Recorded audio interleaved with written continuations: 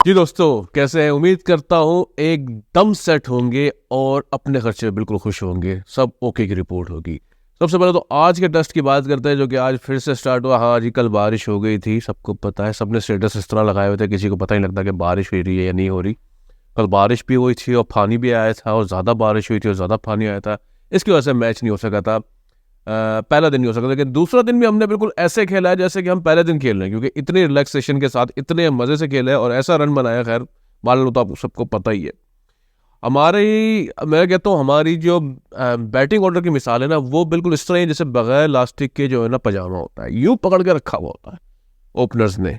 ये जो जिस तरह पजामा नहीं, बैटिंग ऑर्डर नहीं, पजामा इस तरह पकड़ के रखा होता है। जैसे ही हाथ छूटता है ना, लास्टिक वास्टिक फ्लूट टूटता है, एकदम पजामा नीचे, हम सब जमीन पे, बिल्कुल हमारी टीम नंगी हो जाती है। उसके बाद आज जिस तरह उन्होंने खेल का कहते हैं प्रदर्शन किया, तेज गति और धीमी गति की बॉलों के सामने, ऐसा लग रहा था जैसे कि 33 नंबर से कोई पास होने वाला नहीं आता कि यार किसी को बहुत सख्ती से, भाई अब्बा ने बहुत डांटा है ना, वो कहता है बस मुझे पास होता है 33 नंबर लेके ना। उसी हिसाब से सबने उतने स्कोर बनाया 33 के हिसाब से। किसने 50 बना लिए, 58, 40, 45, इस तरह का। उनका भाई जान छोड़ा यार, जल्दी से ना आगे चलने की बात करो। क्योंकि हमारे जिस तरह का अब गेम हो गया है ना, कि सर्वाइवल ऑफ द फिटेस्ट तो नहीं रह गया, सर्वाइवल ऑफ द अनफिटेस्ट हो चुका है। क्योंकि जितने भी अनफिट प्लेयर्स हैं ना, वो सारे के सारे तुले में हमारी टीम के अंदर। जहाँ तक अनफिट प्लेयर्स की बात की जाए तो हाँ, शाहीन ऑब्वियसली हमने देख लिया था कि उनके अभी भी हुआ है। और एक तो हमारे यहाँ, हमारे मुल्क में एक नानी तो थी, अब एक नाना भी आ चुके हैं। सबसे अपने आप को सबसे यंगेस्ट नाना कह देते हैं। बहरहाल बेबी हो गया तो वो चले गए, निकल गए, अपने शॉर्ट हो गए। उसके साथ साथ नसीम भी नहीं था भाई। यानी कि नसीम की हल्की सी क्या पेट की वीडियो वायरल हो गई है कि भाई पेट थोड़ा सा बड़ा है प्रेग्नेंट औरतों की तरह से, जैसे तीसरा चौथा महीना चल रहा है। वो तो भाई मूसा कल्टी हो गए एकदम से गायब ऐसे हो गए कि भाई हमारे यहाँ पीसीबी जो है ना, वो सिर्फ अपना इमेज सुधारने के ऊपर लगा हुआ है। अवाम बेसिकली पीसीबी की जो है ना, परफॉर्मेंस इंप्रूवमेंट के ऊपर से ज़्यादा उनकी अपना सोशल मीडिया का परसेप्शन इंप्रूवमेंट के ऊपर लगी हुई है। वो कोशिश कर रहे हैं कि किसी ना किसी तरीके से जो है ना, अपना जो है ना सोशल मीडिया अच्छे तरीके से जो है ना वो चला सके। क्योंकि 4 दिन का मैच रह गया है 5 दिन की बजाय। सोशल मीडिया के ऊपर ऐसा शोर मचा हुआ है कि बस पाकिस्तान ने दे धड़ाधन कर देना है, लेकिन भाग के 3-5, क्योंकि हम सबको पता ही है क्या हालात होते हैं। भाई साहब, हमारी जो रन्स की जो रणभूमि है ना, जो स्ट्रेटेजी है हमारी जो रन्स बनाने की, वो चेंज होनी पड़ेगी। अब ये जो हमने वनडे के अंदर जो अंडर 300 का स्कोर रखा हुआ है, T20 के अंदर तो खैर छोड़ ही दो, वो तो खत्म ही हो गई। वो तो 150 ही बन जाता कभी कभी, तो बहुत बड़ी बात समझते कि नहीं हम डिफेंड कर ले। अब ये नहीं चलेगा। टेस्ट के अंदर 450 से कम रन्स नहीं चलेंगे। ये बेसिकली हमारा माइंडसेट है जिसको इम्प्रूव होना है। जब तक हमारा माइंडसेट इंप्रूव नहीं होगा क्रिकेट के बारे में, उस वक्त तक हम रन्स नहीं बना सकेंगे। ये पता नहीं, खैर मुझ जैसे बेवकूफ़ और जाहिल इंसान को भी ये बात पता है कि हमने माइंडसेट को इम्प्रूव करना है। पता नहीं इन लोगों की समझ में ये बात क्यों नहीं आ पा रही है कि भाई किस तरह खेला है। या तो बिल्कुल ही लेट जाते हैं। अभी तो सिर्फ बांग्लादेश है उसके साथ ये हाल है। अगर इस वक्त इंग्लैंड या साउथ अफ्रीका या अमेरिका भी छोड़ दो, अमेरिका ने भी हरा ही दिया है, या फिर ऑस्ट्रेलिया आ जाती, तो फिर तो काम बिल्कुल तमाम हो चुका होता। लेकिन आई डोंट अंडरस्टैंड कि भाई ये माइंडसेट किस तरह चेंज होगा। माइंडसेट कभी नहीं चेंज होगा।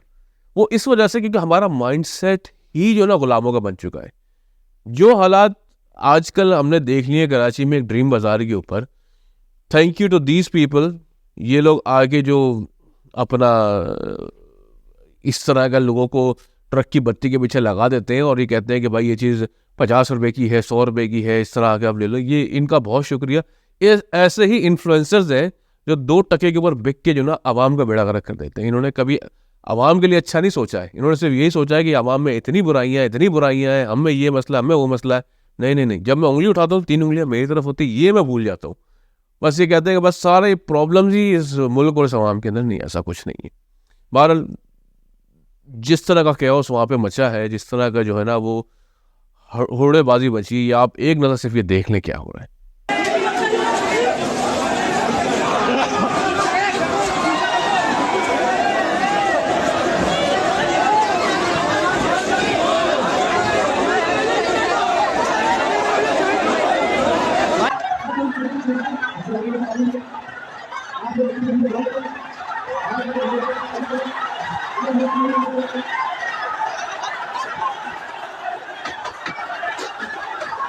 अब मैं अगर आपको कहूं कि इसकी जगह पे बेसिकली कोई किताबों की दुकान खुल जाती है जो बेशक असली में 50 रुपये की किताब, आप अगर उर्दू बाज़ार आपका जाना हो, अपने किसी भी शहर के उर्दू बाज़ार में आप जाए, वहाँ 50-60 रुपये की ही नॉर्मल किताबें मिलती है, अनलेस कि वो इंजीनियरिंग की हो या मेडिसिन की हो, वो एक अलग बात है, लेकिन नॉर्मल किताब पढ़ने वाली इतने की मिलती है अगर आप लेना चाहें ना सेकेंड हैंड।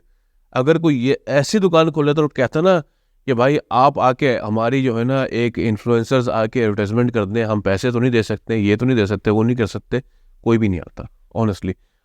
हाँ कुछ है अच्छे जो आ भी जाते हैं जिन्होंने किताबों के ऊपर काम भी किया, आई नो, वो आ जाते हैं, लेकिन वो वाली बात नहीं बन पाती ना, आवाम इतनी आती, लोग आते ना आते, आवाम नहीं आती। आप मैं कुत्ते लौट रहे होते बाहर, सही बता रहा हूँ मैं आपको, आवाम ने बिल्कुल ही हाथ खींचा हुआ होता है कि भाई ये हमारे काम की जगह नहीं है, हमें जाने की जरूरत भी नहीं है यहाँ पे, बेटा यहाँ से यूं राइट लो और बाहर मूसा गलटी हो जाओ। बिल्कुल आवाम का कोई इसमें जो है ना वो मेरा नहीं ख्याल है किसी भी किस्म का उनका इरादा होता जाने का। लेकिन अब हमारा ऐसा माइंडसेट हो गया कि हमने जो है वो हमारे साथ अगर हमारी ज्यादती हो रही होगी हम उस पर नहीं निकलेंगे, और तालीम बांटने का कोई सिलसिला चल रहा होगा हम उस पर बिल्कुल नहीं निकलेंगे। वोट्स होंगे तो शायद निकले शायद ना निकले, कोई चांस नहीं है। हाँ अलबत्ता अगर कोई फ्री का आटा या फ्री का आटा या फिर थोड़े हल्के पैसों की कोई शर्ट्स वगैरह इस तरह की चीज़ बांट रहे हो, पूरे मुल्क का ये हाल है। और ऐसा मैं इस तरह की वीडियो देख के तो मुझे ऐसा लगा है कि जैसे वाकई में हम कोई एक जानवर बन चुके हैं जिसको जो ना लाठी से हकना पड़ता है, यानी इंसान नहीं जानवर बन चुके हैं। पता नहीं, अभी भी मैं अक्सर लोगों को ये बोलता हूँ कि आज के दिन से भी अगर एजुकेशन, तालीम और तरबियत जो असल है ना, तरबियत वाला फैक्टर आज से शुरू करेंगे तो 20 साल लगेंगे हमें बेहतर होने। अपना बहुत ज़्यादा ख्याल रखिएगा। अगले पॉडकास्ट में मुलाकात होती है। अल्लाह हाफ़िज़।